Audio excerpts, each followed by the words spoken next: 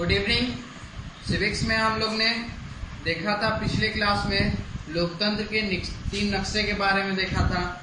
हम लोग का पहला लेसन ही चल रहा है समकालीन विश्व में लोकतंत्र। आइए हम लोग उस बारे में देखते हैं। हम लोग का आज का नया टॉपिक होगा उपनिवेशवाद का अंत। ठीक है, ऐसा करते हैं सभी कोई अभी तक आगे पढ़ के आए होंगे। ठीक है, हम आइए स्टार्ट करते हैं। काफी लंबे समय तक एशिया और अफ्रीका के अधिकांश देश यूरोपीय राष्ट्र के उपनिवेशवाद बने रहे हैं। काफी लंबे समय तक एशिया और अफ्रीका में क्या था कि ये अधिकांश देश क्या थे, यूरोपीय राष्ट्र के उपनिवेशवाद से बने हैं।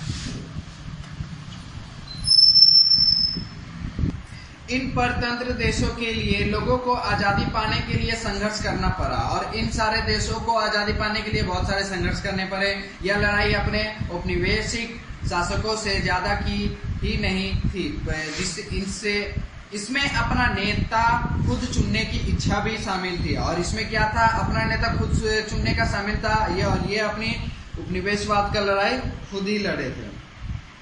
हमारा देश उन थोड़े से परतंत्र देशों में एक था जहां लोगों ने औपनिवेशिक शासन से मुक्ति के लिए राष्ट्रीय संघर्ष किया। और जहां तक हमने देखा था कि हमारे देश में क्या था कि जो थोड़े ही परतंत्र जो देश थे, जो छोटे देश जो कहलाते हैं, तो वो एक जहां लोगों ने औपनिवेशिक शासन से मुक्ति के लिए राष्ट्र घर्षण किया, संघर्ष किया। मुक्ति के लिए क्या किया था, राष्ट्र संघर्ष किया। किसे, औपनिवेशिक शासन से।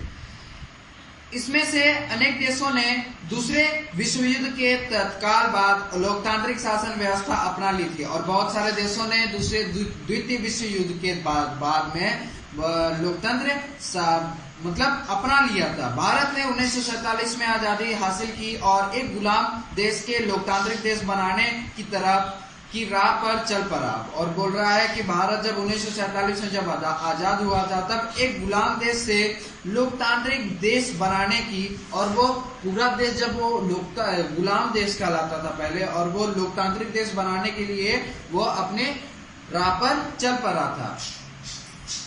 यहाँ आज तक लोकतंत्र बना रहा है और यहाँ आज तक हम देखते हैं कि हमारे देश में लोकतंत्र अभी तक बना है और फल फूल रहा है और आगे भी बढ़ रहा है। उपनिवेश रहे अधिकांश दूसरे देशों का अनुभव अच्छा नहीं रहा है और औपनिवेशिक रहे अधिकांश देश में, जिन देशों में औपनिवेशिक शासन है वहां पर वो अच्छा नहीं कहलाता है। पश्चिमी अफ्रीका के देश घाना का उदाहरण औपनिवेशिक रहे देशों के सामान्य अनुभव को बड़ा अच्छी तरह दर्शाता। और यह जो पश्चिमी अफ्रीका है कि देश में, पश्चिमी अफ्रीका में जो घाना देश है, तो उसमें उसका उदाहरण हम लेते हैं जिसमें औपनिवेशिक शासन पाए जाते हैं। ठीक है, और वो अच्छी तरह दर्शाता है, वो हमें हमारे इस उदाहरण को बहुत अच्छी तरह दर्शाता भी है। यह ब्रिटिश उपनिवेश था और तब इसका नाम गोल्ड कोस्ट था और इसका नाम क्या था, गोल्ड कोस्ट कहलाता था ब्रिटिश उपनिवेश का। यह 1957 में आजाद हुआ। यह कब आजाद हुआ था, 1957 में आजाद हुआ था। यह अफ्रीका के सबसे पहले आजादी पाने वाले देश में एक था और यह अफ्रीका का सबसे पहला देश कहलाता था जिनको आजादी मिला था। इसमें अनेक अफ्रीका देश को आजादी के लिए संघर्ष करने की प्रेरणा मिली थी और इससे जब ये घाना देश जब आजाद हुआ था, उससे बहुत सारे देश को भी, अफ्रीकी देश को भी आजादी मिलने के लिए प्रेरणा भी उन्हें मिला था और वो बहुत सारे संघर्ष भी किए थे। एक सुनार के पुत्र और शिक्षक रहे वामे एनक्रुमा ने देश की आजादी की लड़ाई में सक्रिय भूमिका निभाई थी। और यह एक सुनार का पुत्र कहलाता है, कौन, जो शिक्षक भी कहलाता है, शिक्षक भी रहे हैं। वामे एनक्रुमा ने क्या किया था, देश की आजादी के लिए बहुत लड़ाई लड़ी थी और सक्रिय भूमिका निभाई थी और बहुत अहम भूमिका भी निभाए थे उन्होंने। आजादी के बाद एनक्रुमा घाना के पहले प्रधानमंत्री और फिर राष्ट्रपति बने और घाना का सबसे पहला प्रधानमंत्री एनक्रुमा बने थे और वो राष्ट्रपति भी बने थे। वे जवाहरलाल नेहरू के मित्र और अफ्रीका में लोकतंत्रवादियों के लिए एक प्रेरणा पुरुष थे।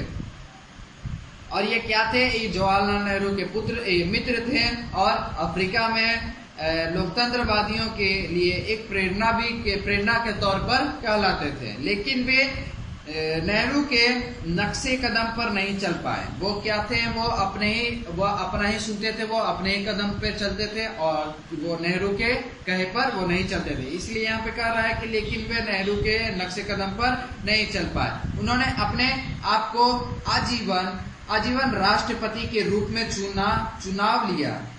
चुनवा लिया था और आजीवन अपना पूरा जीवन राष्ट्रपति के रूप में उन्होंने चुन लिया था। लेकिन थोड़े समय बाद ही 1966 में सेना ने उनका तख्ता पलट कर दिया था और थोड़े समय बाद ही 1966 में उनका तख्ता पलट हो चुका था। घाना की तरह ही अधिकांश अफ्रीका देश का रिकॉर्ड कामोबेश इसी तरह का रहा है। और कामोबेश क्या है? कमोबेश इसी तरह का रहा है किस घाना देश की तरह में, जिन्होंने आजादी के बाद लोकतांत्रिक शासन व्यवस्था अपनाई थी। और जिन्होंने आजादी के बाद लोकतांत्रिक व्यवस्था अपनाई थी, वहां लोकतंत्र लंबे समय तक नहीं चल पाया था। और वहां भी लोकतंत्र लंबे समय तक नहीं चल पाया था। ठीक है, हम लोग का नेक्स्ट टॉपिक है हाल का दौर, मतलब हाल का दौर। ठीक है, देखते हैं लोकतंत्र की दिशा में ज्यादा तेज से कदम उठाने की सिलसिला लातीनी अमेरिका के अनेक देशों में लोकतांत्रिक व्यवस्था की बहाली के साथ 1980 के बाद शुरू हुआ था। कब हुआ था? कि 1980 के बाद एक बहाली के बाद वहां पे शुरू हुआ था।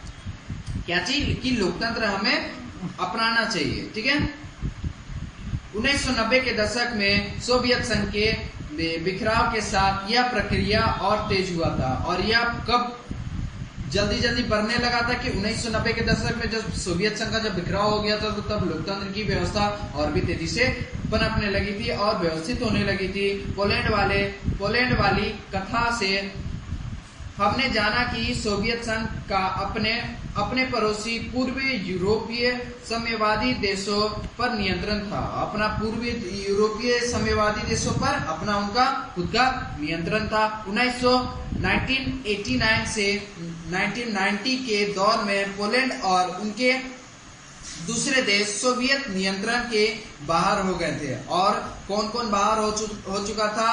पोलैंड और उनके दूसरे देश सोवियत संघ नियंत्रण से वो बाहर निकल चुके थे। उन्होंने लोकतांत्रिक शासन प्रणाली अपनाई। और उन्होंने क्या अपनाई थी? लोकतांत्रिक शासन प्रणाली अपनाई थी। ठीक है, आखिरकार 1991 में 1991 में सोवियत संघ खुद ही बिखर गई थी। और वह जब इन देशों से जब वो निकल चुका था, सोवियत संघ बाहर आ गया था, तब वो सोवियत संघ खुद ही बिखर गया था। सोवियत संघ में कुल 15 गणराज्य थे। और सोवियत संघ में कुल कितना गणराज्य था? 15 गणराज्य थे। ये सभी स्वतंत्र देशों के रूप में सामने आए। ये सभी स्वतंत्र देशों के रूप में सामने आए थे। इसमें से अधिकांश ने लोकतांत्रिक शासन व्यवस्था ही अपनाई थी। और इनमें बहुत सारे देशों ने लोकतांत्रिक व्यवस्था अपनाई थी। पूर्वी यूरोप पर से सोवियत नियंत्रण का समाप्ति और सोवियत संघ के टूटने का दुनिया के राजनीतिक नक्शे पर बहुत बड़ा प्रभाव पड़ा था। और किन पर? सोवियत संघ के टुकड़े का दूसरे दुनिया के राजनीतिक नक्शे पर बहुत बड़ा प्रभाव पड़ा था। इस अवधि में भारत के पड़ोसी में भी काफी बड़े बदलाव आए थे। और इसके कारण भारत के बहुत सारे देशों में बहुत ही बदलाव आया था। 1990 के दशक में ही पाकिस्तान और बांग्लादेश में सैनिक शासन की जगह लोकतंत्र का आगमन हुआ था। सैनिक शासन की जगह 1990 के दशक में पाकिस्तान और बांग्लादेश में भी सैनिक शासन के जगह लोकतंत्र का आगमन हुआ था। नेपाल में राजा ने अपने अनेक अधिकार चुने हुए प्रतिनिधियों की सरकार को सौंपे और खुद संवैधानिक प्रमुख बने रहे। और खुद क्या किए थे? और अपने अधिकार बनाए थे नेपाल के राजा ने। और बहुत से सरकार को उन अधिकार को सौंपा था और खुद को संवैधानिक प्रमुख बने रहे थे। और खुद संवैधानिक प्रमुख बने रहे थे वहां पे। 1999 में जनरल मुशर्रफ ने पाकिस्तान में फिर से सैनिक शासन कायम कर लिया था। और सैनिक शासन 1999 में जनरल किसने, जनरल मुशर्रफ ने पाकिस्तान में फिर से सैनिक शासन अपना लिया था। मतलब ये उनमें घोषित कर दिया गया था। उन्हें 2005 में, मतलब 2005 में नेपाल के नए राजा ने चुनी हुई सरकार को बर्खास्त कर दिया और पिछले दशक में लोगों की दी गई राजनीतिक आजादी को समाप्त कर दिया था। जो पिछले दशक में जो लोगों को जो राजनीतिक आजादी दिया था उन्हें समाप्त कर दिया था, और जो चुनी हुई जो सरकार थी उन्हें बर्खास्त कर दिया था। 2005 में जो नेपाल के राजा आए थे वे, लेकिन 2006 में फिर लोकतांत्रिक शक्तियों को विजय हुआ था। लेकिन 2006 में लोकतांत्रिक शक्तियों का फिर से विजय हुआ था।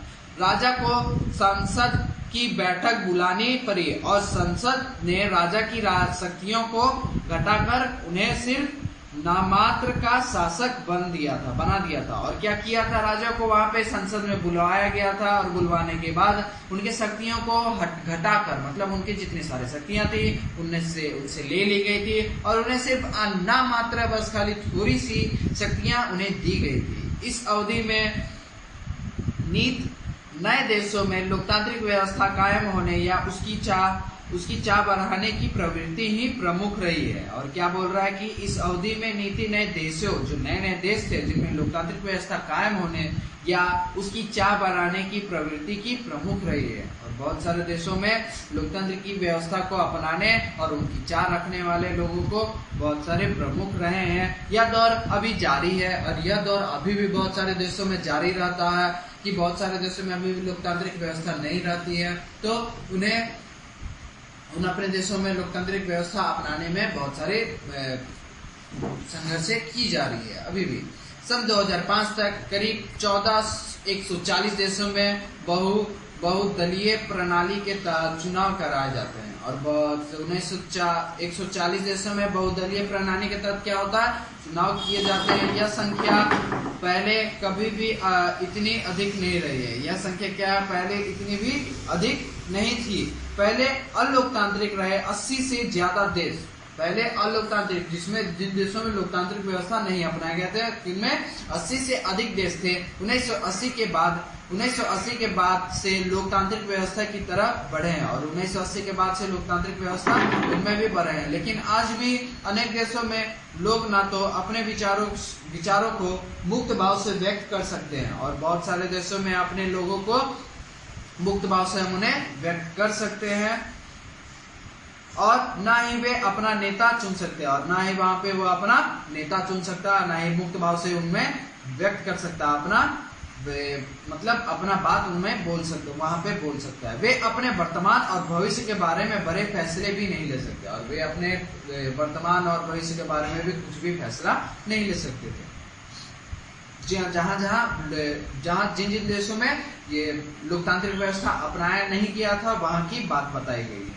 ऐसे ही एक देश में म्यांमार, जैसे पहले बर्मा कहा जाता है, ऐसे ही एक देश कहाँ कहलाता है, म्यांमार, जिसमें पहला देश आता है बर्मा कहा जाता था। यह 1948 में ही औपनिवेशिक शासन से ज्यादा आजाद हुआ और यह औपनिवेशिक शासन से आजाद हुआ था कब, 1948 में 1948 में आजाद हो चुका था। इन्हें लोकतंत्र को अपनाया था, इन्होंने भी लोकतंत्र को वहां पे अपनाया था।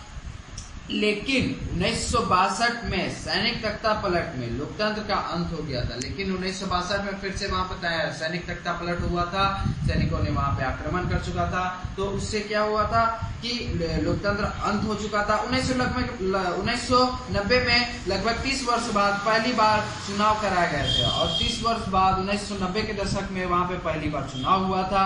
आंग सान सूची की अगुवाई वाली नेशनल लीग फॉर डेमोक्रेसी के चुनाव जीते और किन्होंने जीता था, नेशनल लीग फॉर डेमोक्रेसी ने चुनाव जीते थे। पर म्यांमार के फौजी शासकों ने सत्ता छोड़ने से इनकार कर दिया था, लेकिन म्यांमार के शासकों ने सत्ता छोड़ने से उन्हें इनकार कर दिया था। वो चुनावी दौर पर वो जीत चुके थे, फिर भी सैनिक लोग वहां से नहीं हटना चाहते थे, वहां बहिष्कार कर दिए गए थे।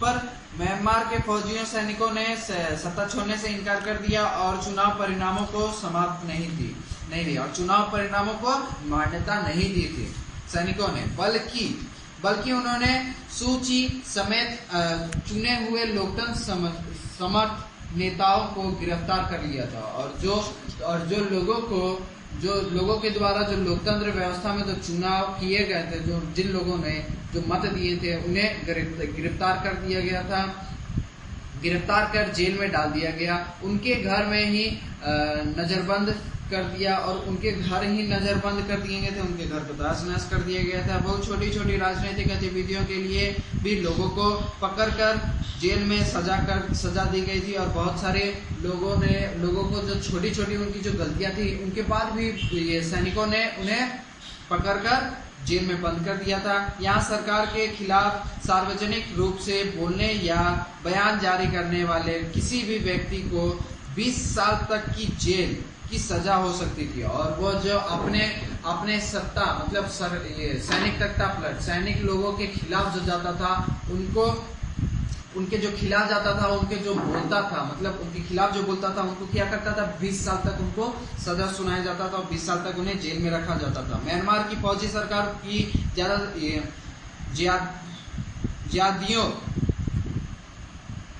ज्यादियों से तंग आकर वहां के 6 से 10 लाख लोगों ने अपना घर बार छोड़ दिया था। ज्यादियों से क्या हुआ था, तंग आने के बाद बहुत सारे लोगों ने क्या किया था, 6 से 10 लाख लोगों ने अपना घर छोड़ दिया था, वहां से निकल चुके थे और दूसरे जगहों पर शरणार्थी बनकर रहे हैं और दूसरे वहां से हटने के बाद कहाँ गए थे, दूसरे जगह पर जाकर शरणार्थी बनकर रहे हैं।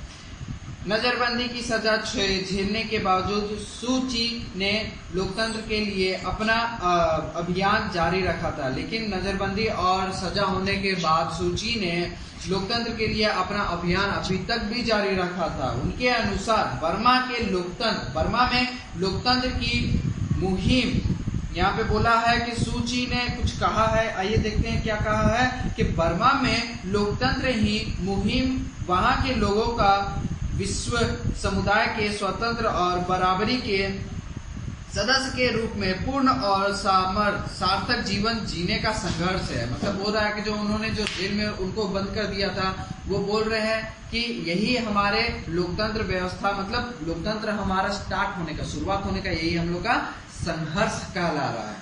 उनके संघर्ष को अंतर्राष्ट्रीय स्तर पर मान्यता मिली और उनके संघर्ष को अंतर्राष्ट्रीय तौर पर उनको मान्यता दी गई थी।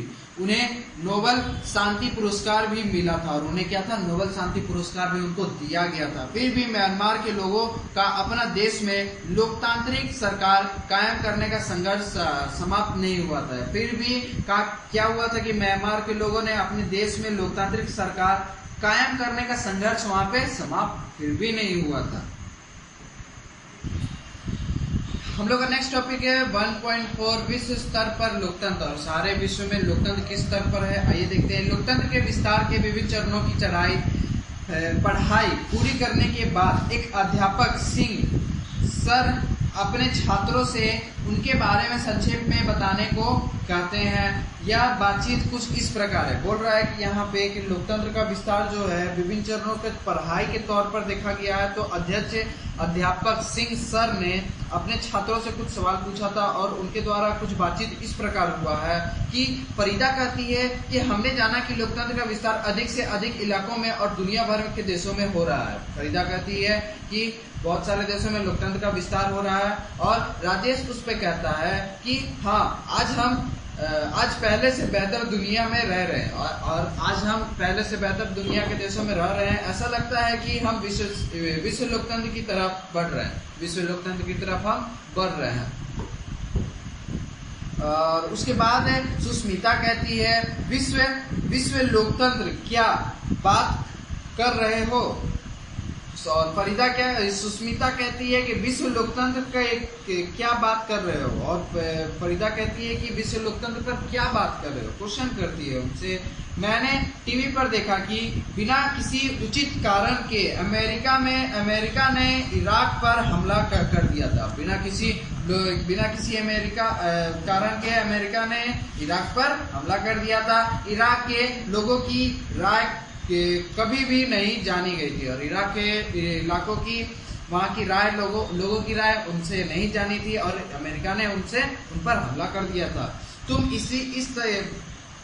इसे किस तरह विश्व लोकतंत्र कह सकते हो? और बोल रही है सुष्मिता कि तुम इसे किस तरह से विश्व लोकतंत्र कह सकते हो? तो उस पर फरीदा कहती है कि मैं विभिन्न देशों के बीच आपसी संबंधों की बात नहीं कर रही हूँ। मैं इतना भर कह रही हूँ कि अधिक से अधिक देश लोकतांत्रिक व्यवस्था अपनाते रहे। और फरीदा बोल रही है कि मैं विभिन्न देशों के बीच आपसी संबंधों का मैं बात नहीं कर रहा हूँ, कि सिर्फ बस खाली कि मैं यह बोल रहा हूँ कि अधिक से अधिक देश में लोकतंत्र व्यवस्थित हो गया, फरीदा कहती है। अब उस पर राजेश क्या कहता है कि लेकिन दोनों में अंतर क्या है? जो फरीदा कहती है और सुष्मिता कहती है, राजेश उस पर क्वेश्चन करता है कि इन दोनों में अंतर क्या है? अगर ज्यादा से ज्यादा देश लोकतंत्र को अपना रहे हैं तो क्या इसका यह अर्थ नहीं है कि दुनिया ज्यादा लोकतांत्रिक हो रही है? और इस पर आखिर इराक युद्ध भी तो उस देश में लोकतंत्र कायम करने के लिए ही हुआ। बोल रहा है कि राजेश कहता है कि बहुत सारे देशों में लोकतंत्र व्यवस्थित हो गया है और दुनिया ज्यादा से ज्यादा लोकतांत्रिक देश कहलाती है, और आखिर इराक युद्ध भी तो उस देश में लोकतंत्र कायम करने के लिए ही हुआ है। और बोल रहा है कि यहाँ पे राजेश कहता है कि इराक में जो युद्ध हुआ था उसके तौर पर वो लोकतांत्रिक व्यवस्थित करने के लिए ही तो युद्ध हुआ है। अगर मान लीजिए हमारे देश में पहले ये संघर्ष हो रहा था, हमारे देश को गुलाम के तौर पर देखा जाता था अंग्रेजों के तौर पर, तो अभी के तौर पर हमने संघर्ष ही करके तो यहाँ तक पहुंचे हैं लोकतंत्र व्यवस्थित करने के लिए। तो यहाँ पे भी इराक भी वही चीज कर रहा है ना, राजेश कहता है। सुष्मिता नहीं, मुझे तो बिल्कुल ऐसा नहीं लगता है। सुष्मिता कहती है कि नहीं, मुझे ऐसा नहीं लगता है। सिंह सर, उस पे सर क्या बोलते हैं? मुझे लगता है कि यहाँ हम दो एकदम अलग अलग चीजों को मिलाकर चर्चा कर रहे हैं, और यहाँ पर हम दो अलग अलग चीजों का चर्चा करते हैं। फरीदा ने आज की दुनिया के विभिन्न देशों में लोकतांत्रिक शासन कायम होने की बात कही, और फरीदा ने क्या कहा है कि आज की दुनिया में जो लोकतांत्रिक व्यवस्था है विभिन्न देशों में उनकी बात कही है। और राजेश और सुष्मिता के बीच किसी अन्य मुद्दे पर मतभेद है, और राजेश और सुष्मिता के बीच किसी अन्य मुद्दे पर मतभेद चल रहा है। यह मामला विभिन्न देशों के बीच आपसी संबंधों का है, और यह मामला विभिन्न देशों के आपसी संबंध का कहलाता है। यह संभव है कि एक देश के लोगों द्वारा लोकतांत्रिक ढंग से चुने हुए शासक अन्य देशों पर दबदबा कायम करना चाहेगा ही। और बोल रहा है कि बहुत सारे यह संभव है, मतलब एक बड़ा देश है तो वो अपना छोटे देश पर दबदबा जमाने का कायम वो करता ही है। वही चीज बोल रहा है राजेश सर ने कहा। उसपे क्या सुष्मिता कहती है, जी सर, इराक युद्ध का मामला ठीक यही है, और इराक का युद्ध का मामला यही ठीक है, सुष्मिता कहती है। सुरेंद्र क्वेश्चन करता है, मुझे कुछ भी साफ समझ नहीं आता, और मुझे कुछ भी साफ समझ नहीं आता है। सुरेंद्र कहता है, हम वैश्विक स्तर पर लोकतंत्र की बात कैसे कर सकते हैं, और हम वैश्विक स्तर पर लोकतंत्र की बात किस प्रकार कर सकते हैं और क्यों कर सकते हैं? क्या कोई वैश्विक सरकार है? क्या कोई वैश्विक सरकार है भी कि नहीं? विश्व का राष्ट्रपति या प्रमुख कौन है? यहाँ का विश्व का राष्ट्रपति या प्रमुख कौन कहलाता है, कौन है? अगर कोई सरकार ही नहीं है तो वह लोकतांत्रिक या गैर लोकतांत्रिक कैसे हो सकता है? और कोई सरकार ही नहीं है तो वो लोकतांत्रिक और गैर लोकतांत्रिक किस प्रकार कहला सकता है? ठीक है, अब हम लोग का नेक्स्ट टॉपिक है अंतर्राष्ट्रीय संगठन। इस बातचीत में हम जिस सवाल पर आए हैं, और इस बातचीत में हम देखते हैं कि इस सवाल हमारे बीच में आया है, क्या आइए उस पर भी चर्चा करें। आइए हम लोग इस पर भी चर्चा करते हैं, इस सवाल पर, क्या पूरी दुनिया में लोकतांत्रिक देशों की संख्या बढ़ने से देशों के बीच आपसी संबंध की स्वतः लोकतांत्रिक बन गए हैं, और बोल रहा है कि सारे देशों में लोकतांत्रिक देशों की संख्या बढ़ने के कारण देशों के बीच जो आपसी संबंध की स्वतः लोकतांत्रिक बन गए हैं, और बहुत सारे लोग अपने तौर पर लोकतांत्रिक ही बन चुके हैं। लेकिन इस सवाल पर विचार करने से पहले सुरेंद्र द्वारा उठाए मुद्दे पर गौर करें, और जो सुरेंद्र जो आखिरी अंत में जो सुरेंद्र जिसने क्वेश्चन किया था उस पर गौर करते हैं। आइए देखते हैं। एक अमेरिका की सरकार में फिर और भी देशों की सरकारें हैं, और अमेरिका की सरकार में फिर और भी देश के सरकारें भी हैं, लेकिन दुनिया की कोई सरकार नहीं है। कोई ऐसी सरकार नहीं है जिसके द्वारा बनाए गए कानून दुनिया भर के लोगों पर लागू होते हैं, और कोई ऐसा सरकार नहीं है कि जो दुनिया भर के लोगों पर लागू कर सके। अगर ऐसा कोई सरकार नहीं है, अगर कोई शासक नहीं है, मतलब ऐसा कोई सरकार नहीं है और कोई शासक नहीं है, कोई शासित नहीं है और कोई शासित नहीं है, मतलब उस पर व्यवस्थित नहीं होता है, तो हम लोकतंत्र की दो बुनियादी विशेषताओं को यहाँ कैसे लागू करेंगे, और यहाँ पर हम लोकतंत्र की दो विशेषताओं को हम किस प्रकार यहाँ पे लागू करेंगे। आपको याद होगा कि ये दो विशेषताएं हैं कि शासकों का चुनाव लोग करेंगे, और लोगों को बुनियादी राजनीतिक आजादी होगी, और शासकों का, और ये दो विशेषताएं क्या क्या है कि शासकों का चुनाव करना और बुनियादी तौर पर लोगों को आजादी देना, राजनीतिक तौर पर लोगों को आजादी देना।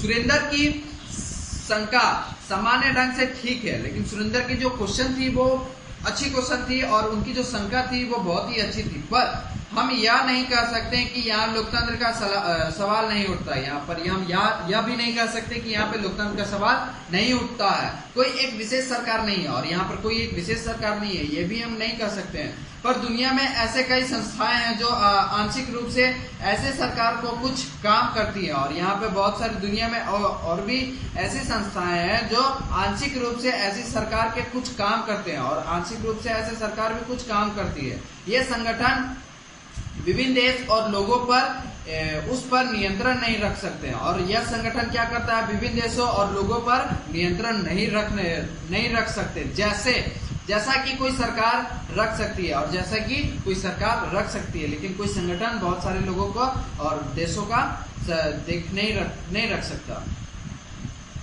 लेकिन वे ऐसे नियम बनाते हैं जो सरकारों के कामकाज की सीमा तय करती है, जो सरकारों के कामकाज की जो सीमा तय करती है वो ऐसा नियम बनाता है। उनके लिए दिशा निर्देश देता है, उनके लिए दिशा क्या करता है, निर्देश देता है। इन बिंदुओं पर गौर कीजिए, और इन बिंदुओं पर आइए गौर करते हैं कि पहला बिंदु बोला गया कि किसी एक देश की सीमा में, बोल रहा है कि किसी एक देश की सीमा में एक न आने वाली समुद्री क्षेत्र के कार्य व्यापार को संचालित करने वाले कायदे कानून कौन बनाता, और जो सरकार ये समुद्री तौर पर जो व्यापार होता है, जो समुद्री में जो व्यापार होता है समुद्री क्षेत्र में, और उनका जो कानून होता है कौन बनाता है, या सभी देश को प्रभावित करने वाले पर्यावरण के नुकसान रोकने संबंधित नियम कानून कौन बनाता, और सभी देशों में जो पर्यावरण को सुरक्षित रहने के लिए और नुकसान से दूर हटने के लिए उनका जो नियम होता है वो कौन बनाता है। इन सवालों के बारे में संयुक्त राष्ट्र ने अपने नियम बनाया, और इन सवालों के बारे में संयुक्त राष्ट्र अपना नियम बनाता है जो अधिकांश देश पर लागू होता है, और जो बहुत सारे देशों में, अधिकतर देशों में लागू भी होता है। संयुक्त राष्ट्र दुनिया भर के देशों का एक वैश्विक संगठन है, और संयुक्त राष्ट्र दुनिया भर के देशों का क्या है, वैश्विक संगठन कहलाता है, जो अंतर्राष्ट्रीय कानून, सुरक्षा, आर्थिक निकाय और सामाजिक समता के मामले में परस्पर सहयोग स्थापित करने में मदद करता है, और जो सामाजिक समता है और मामले के तौर पर जो परस्पर सहयोग जो करता है उसके तौर पर उनका स्थापित करने में मददगार कहलाता है। संयुक्त राष्ट्र के महासचिव उनके मुख्य प्रशासनिक अधिकारी है, और क्या है, संयुक्त राष्ट्र के महासचिव इनके प्रमुख प्रशासनिक अधिकारी कहलाते हैं। जब दूसरा पॉइंट यहाँ पे कह रहा है कि जब कोई देश दूसरे देश पर गलत ढंग से हमला करता है और बोल रहा है कि दूसरा एक देश दूसरे देश पर गलत ढंग से जब हमला करता है तब क्या होता है, तब क्या होता है। संयुक्त राष्ट्र की ही एक संस्था, और यह संयुक्त राष्ट्र की एक संस्था है कि संयुक्त राष्ट्र सुरक्षा परिषद के जिम्मे विभिन्न देशों के बीच शांति और सुरक्षा बनाने रखने की जिम्मेदारी है। और यह किनकी जिम्मेदारी है? संयुक्त राष्ट्र संस्था के सुरक्षा परिषद की जिम्मेदारी कहलाती है कि बहुत सारे देशों में एकता और सुरक्षा बनाए रखने की उनकी जिम्मेदारी कहलाती है। यह एक अंतर्राष्ट्रीय शांति दस्ता बनाकर गलत करने वाले के खिलाफ कार्रवाई कर दे सकती है, और वह कि जो गलत करता है, जो अंतर्राष्ट्रीय शांति जो के विरुद्ध जो जाता है और जो गलत काम करता है उसके खिलाफ कार्रवाई करने का भी उनके पास अधिकार होता है। किसके पास? संयुक्त राष्ट्र सुरक्षा परिषद के पास। और यहाँ पे आखिरी पॉइंट दिखा रहा है कि थर्ड पॉइंट है कि जब सरकारों को पैसों की जरूरत होती है तो उन्हें उधार कौन देता है? जब सरकार को ही पैसा का जरूरत होता है तो उन्हें कौन उधार देता है? हम लोगों के बीच में जब मान लेते हैं कि हम लोगों को पैसे का जरूरत होता है, हमारे पास नहीं है, तो हम किसी से भी मांग सकते हैं, अपने दोस्त, अपने जरूरतमंद और बहुत सारे लोगों से हम मांग सकते हैं। लेकिन जब सरकार के पास ही पैसा नहीं होता तब कौन उन्हें उधार देता है? यह काम अंतर्राष्ट्रीय मुद्रा कोष करता है। यह काम कौन करता है? अंतर्राष्ट्रीय मुद्रा कोष करता है। विश्व बैंक भी सरकारों को ऋण देता है और विश्व बैंक भी सरकारों को ऋण देता है। उधार देने के पहले ये संस्थाएं संबंध सरकार से अपना हिसाब किताब रखने को कहती है और उनकी आर्थिक नीतियों में बदलाव का निर्देश देता है। और जब उधार लेते हैं सरकारें तो वो एक उद्देश्य देते हैं कि हम कुछ भी जो करेंगे, जहां पैसा खर्च करेंगे तो उनमें बदलाव हम जरूर करें, और इसी तौर पर उनकी आर्थिक नीतियों में बदलाव करने का निर्देश देती है और उन्हें वादा करती है। और हमने जाना आज कि सरकार को ये उधार कौन देता है? अंतर्राष्ट्रीय मुद्रा कोष और विश्व बैंक दोनों उधार देते हैं। ठीक है, आइए देखते हैं कि नेक्स्ट पॉइंट क्या है कि क्या ये निर्णय लोकतांत्रिक है, और ये निर्णय क्या लोकतांत्रिक कहलाती है। हम लोग का ये नेक्स्ट पॉइंट, ये हम लोग नेक्स्ट क्लास में पढ़ेंगे। ठीक है, यहाँ तक के लिए सिर्फ इतना ही।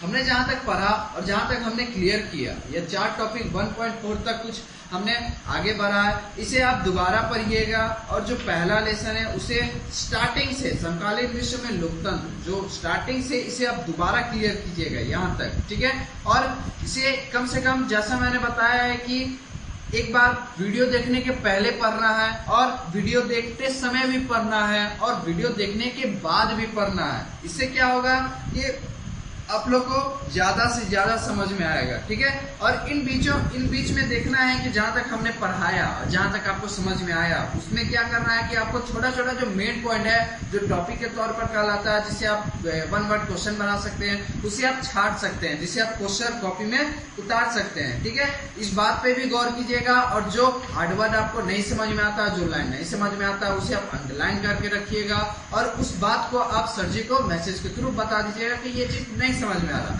तो उससे क्या होगा कि हम आपको अगले नेक्स्ट क्लास में समझा सकेंगे। ठीक है, आज के लिए सिर्फ बस इतना ही, और आप सिर्फ घर में सुरक्षित रहें और स्वस्थ रहें और दूसरों को भी स्वस्थ रखें। ठीक है, और आगे अगले क्लास में आप इसके आगे बढ़ के भी आइएगा। ठीक है, धन्यवाद।